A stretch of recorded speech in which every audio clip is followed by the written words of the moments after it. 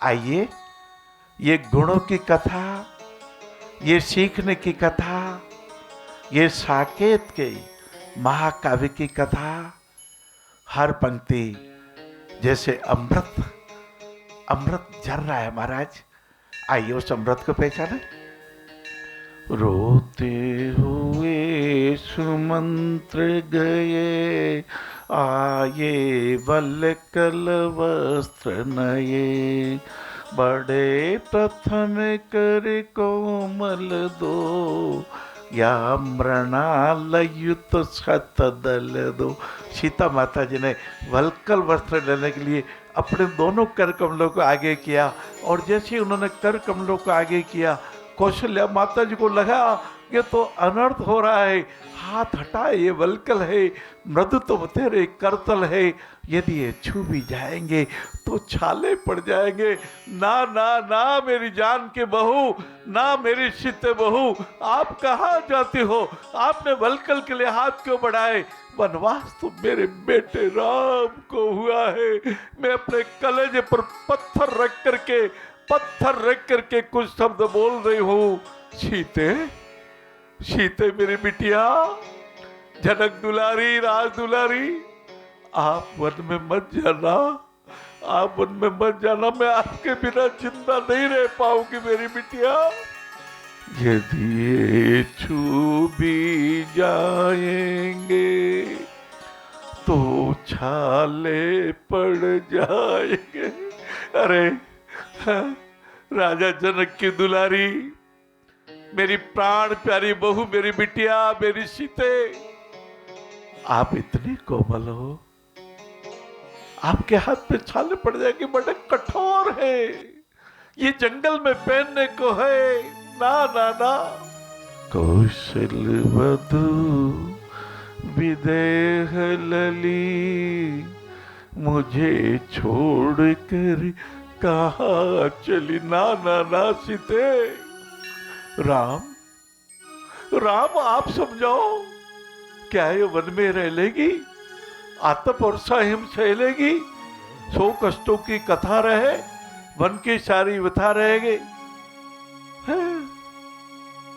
जब जब आदि सी आएगी रेस से उड़ जाएगी। ये तो इतनी पतली दुबली है, ये इतनी कोमल है, ये इतनी विचारों की अच्छी है, ये मन के भावों की अच्छी है, इसकी वाणी मीठी है, इसके कर्म अच्छे हैं, इसके पवित्र पवित्रतम भाव जैसे गंगोत्री के भाव, जैसे गंगोत्री जल का नदी, आ हा हा, जैसे वन के भाव, जैसे गंगोत्री नदी का झरना, जैसे यमुना का झरना, जैसे कैलाश मानसरोवर पर्वत के नीचे खड़े होके दोनों हाथ जोड़ करके बहुत बहुत अब पलक नेत्रों से शंकर भगवान के दर्शन कर रहे हैं। ऐसी सीते, राम राम समझाओ, ये मेरी बात नहीं मान रही है लाला। प्रभु ने जो निर्देश पाया, प्राण सखी को समझाया, वन के सारे कष्ट कहे, जो जो भय ते स्पष्ट कहे।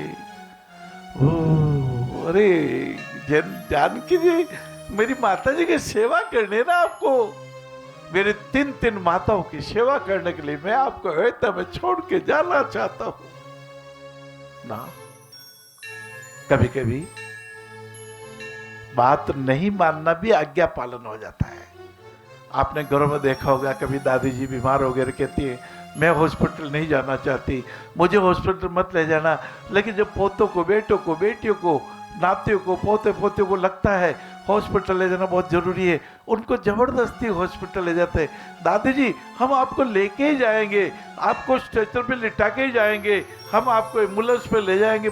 उनके आज्ञा का उल्लंघन भी कर लेते हैं, वो आज्ञा का उल्लंघन भी धर्म बन जाता है। लाला, धर्म बहुत गहरा है, केवल 2.5 अक्षर का धर्म नहीं है। जैसे बर्फ का स्वभाव ठंडा रहना और ठंडा रखना, जो भी बर्फ के स्पर्श करेगा ठंडा पर लगेगा, ये वैसे ही हमारा मानव मात्र इंसान का स्वभाव है व्याकुल नहीं होना, शांति में रहना। मधुर स्वभावाय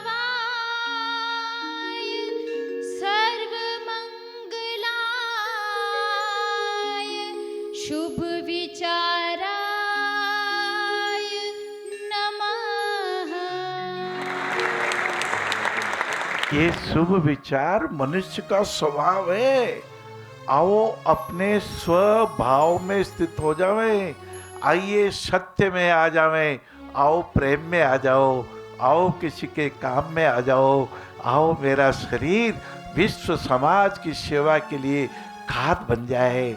आओ मैं ठाकुर को कहूँ, प्रभु प्रभु सब पवित्र भावनाएं मुझे दीजिएगा, प्रभु मुझे परिवर्तन को समझने की शक्ति दीजिएगा, प्रभु मुझे बंधन को तोड़ने की शक्ति दीजिएगा।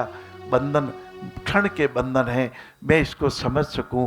प्रभु सत्य सत्य है, एक मुखी है, मैं इसको समझ सकूं। प्रभु यह भी अच्छा, वह भी अच्छा, मैं इसको जान सकूं, मैं इसकी अनुभूति कर सकूं। ये है स्वभाव में स्थित होना। यम नियम आसन प्राणायाम ध्यान धारणा प्रत्याहार और समाधि अष्टांग योग की साधना करने के लिए आओ अपने मन के विकारों को दूर कर ले। मैं आज से क्रोध नहीं करूंगा। आज से एक छोटा सा प्रयोग करें, आज से अभी से सोच लें, अगले 2 घंटों के लिए मैं क्रोध नहीं करूंगा। अपने घड़ी में जैसे अलार्म बढ़ लेता ना महाराज, है अलार्म बज जाता है, वैसे ही अलार्म बढ़ ले, मैं 2 घंटे क्रोध नहीं करूंगा। मैंने प्रयोग किया, मैं बड़ा सफल हुआ। एक दिन 2 घंटे के लिए मैंने प्रयोग किया, 1.5 घंटे बाद ऐसा कोई कारण बना, कोई टेलीफोन आया, मेरे को लगा मुझे क्रोध आ रहा है, अचानक मेरा हाथ घड़ी पे गया, अरे अभी तो आधा घंटा के बाकी है, अभी तो मैंने अधिष्ठान किया है, मैंने संकल्प किया है, मैंने व्रत लिया है, मैं 2 घंटे क्रोध नहीं करूंगा। मैंने उस फोन को सुन के भी अनसुना कर दिया, उस पर कोई तुरंत कमेंट्स नहीं किया, प्रतिक्रिया व्यक्त नहीं की, मेरा संकल्प सफल हो गया। ऐसे 2 घंटे आगे बढ़ाते जाइए। मनवाणी और कर्मों से हमें जीवनी को स्वर्ग बनाना है, राग और द्वेष के भावों को मन से हमें दूर भगाना है। माता बहनों भाइयों बहनों, मैं आपका अपना कैलाश, आपका बेटा, आपका भाई, आपका पोता, आपका भतीजा, आपका भाणेज, हाथ जोड़कर ये सत्य संकल्प करके कह रहा हूं, आप गढ़ जीत जाएंगे, आप मन को समझ जाएंगे। मन को हम कितना समझे महाराज, अपने तन को भी नहीं समझ पाए, फिर भी कहते ये अंगुलियां तो है, हाथ ऊंचा हुआ, हाथ ऐसे आगे बढ़ा, ये पुष्प कर कमलों में आए, ये भगवान को जो तेरा तुझको अर्पण क्या लागे, मेरा समर्पण कर दिया। हम शरीर को थोड़ा बहुत, वो भी 100 पैसे में से 0.001 पैसा समझ पाए महाराज। ये शरीर के अंगों पर हमारा नियंत्रण है क्या? आंख को हम थोड़ी आदेश दे सकते, तू पौष्टिक आहार खून बना दे, तू चूस ले, तू रक्त को शिराओं में धमनियों में डाल दे, ए स्टोमक महाराज आप मेरा पाचन अच्छा करना, ना ना ना। हमारे हाथ में हमारे देह देवालय के 32 द्वारपाल, हाँ ये कुछ वश चलता है इन पे, चबा के भोजन करूंगा, कुछ अंगों पे वश नहीं चलता, लेकिन सब अंगे मिलके कितनी मदद करते हैं। हाँ, अंगों का जितना संगठन आप देखो, सहकारिता देखो, एक दूसरे की मदद करना देखो। जैसे नरसिंह मेहता जी, सांवरिया सेठ ने कभी हुंडी सिकरा दी, कभी राग केदार भी गिरवी रख दिया था। जब भोजन कराना था भूखे लोगों को, दुर्बलों को, विकलांगों को, दिव्यांगों को, अपना राग केदार भी गिरवी रख दिया। और राजा ने कहा 4 बजे तक ये राधा कृष्ण की मूर्ति की माला यदि तेरे गले में नहीं आई तो मैं तेरा वध करवा दूंगा। तो अंधविश्वास फैलाता है, ये लोगों तो शिकायत की मेरे को। राग केदार गिरवी था, सांवरिया सेठ स्वयं नरसिंह मेहता का रूप धारण करके राग केदार को छुड़वाया। और जब नरसिंह जी ने गाया, दर्शन दो घनश्याम नाथ मोरी अखियाँ प्यासी रे, दर्शन दो घनश्याम। अनुभूति दर्शन है। ज्ञानेश्वर जी को दर्शन हुए, भूखे भूखे पशु को पानी पिलाने के रूप में आनंद की अनुभूति हुई। ये अनुभूति का दर्शन, ये प्यार का दर्शन, ये प्रेम का दर्शन, ये मन के आनंद का दर्शन